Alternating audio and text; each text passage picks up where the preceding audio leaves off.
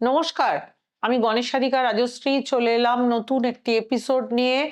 চলুন শুরু করা যাক আজকের এপিসোড।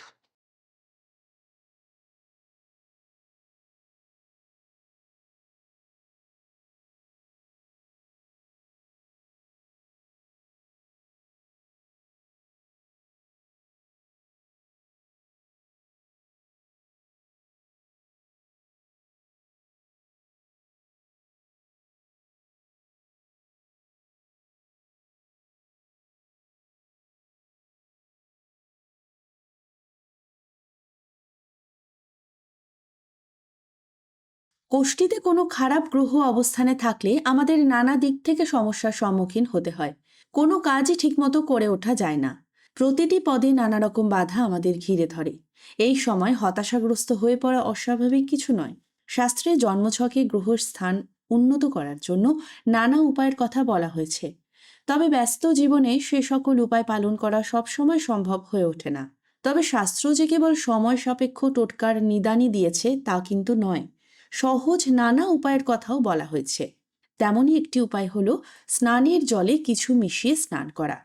যে সকল ব্যক্তির কোষ্ঠীতে সূর্য উন্নত হয় তারা অত্যন্ত প্রভাবশালী হন। এদের সহজে দমিয়ে রাখা যায় না। তবে দুর্বল সূর্য যে কোনো ক্ষেত্রে আমাদের সম্পূর্ণ দক্ষতা প্রকাশে বাধা সৃষ্টি করে। সেক্ষেত্রে স্নানের জলে এলাচ বা কেশরের গুঁড়ো মিশিয়ে স্নান করলে সূর্য শক্তিশালী ও শান্ত হয়। চাঁদ মানুষের মনের মালিক। এই গ্রহ আমাদের মনকে নিয়ন্ত্রণ করে। কোষ্ঠীতে চাঁদ দুর্বল থাকলে আবেগের ওপর নিয়ন্ত্রণ থাকে না। চাঁদের অবস্থান শক্তিশালী করতে পঞ্চগব্য বা শঙ্খের গুঁড়ো স্নানের জলে মিশিয়ে স্নান করতে পারেন। মানুষের পরাক্রম বৃদ্ধি ও উন্নতির জন্য মঙ্গলকে শক্তিশালী করা জরুরি। দুর্বল মঙ্গল আমাদের কর্মক্ষমতার হ্রাস ঘটায়।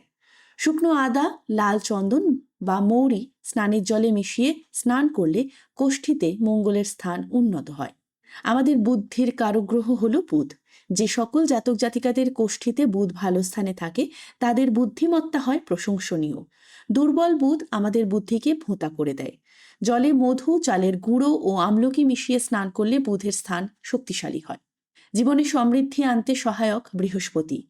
এই গ্রহ আধ্যাত্মিকতা ও শিক্ষার সঙ্গেও সম্পর্কযুক্ত।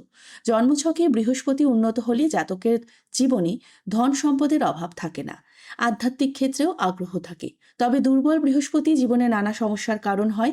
এই গ্রহকে প্রসন্ন করতে হলে জলে মুলেঠি বা সাদা সর্ষে দিয়ে স্নান করতে হবে। ভালোবাসার কারক গ্রহ শুক্র। সুখী দাম্পত্য জীবনে এই গ্রহের ভূমিকা গুরুত্বপূর্ণ। জন্মছকে শুক্র নড়বড়ে হলে সম্পর্ক ক্ষেত্রে সুখ পাওয়া যায় না। স্নানের জলে আমলকি, এলাচ বা জাফরান দিয়ে স্নান করলে শুক্রের অবস্থান উন্নতি হয়।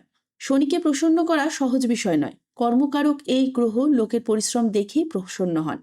শনির দোষ থেকে কিছুটা হলেও রেহাই পেতে স্নানের জলে কালো তিল মিশিয়ে স্নান করা যেতে পারে। জ্যোতিষশাস্ত্রে বলা অশুভ গ্রহগুলির মধ্যে অন্যতম হল রাহু।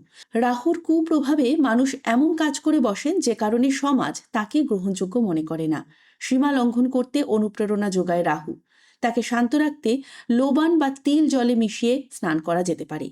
কেতুর কুপ্রভাব সম্বন্ধে আমরা প্রায় সকলেই জানি, কিন্তু কেতুর সুপ্রভাবে যে মানুষের চরিত্রের উন্নতি হয় ও আকাঙ্ক্ষা পূরণের ইচ্ছা প্রবল হয় তা আমরা অনেকেই জানি না।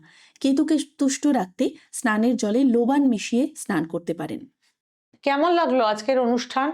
যদি ভালো লেগে থাকে তাহলে আমার ইউটিউব চ্যানেলকে লাইক, শেয়ার ও কমেন্ট করতে ভুলবেন না।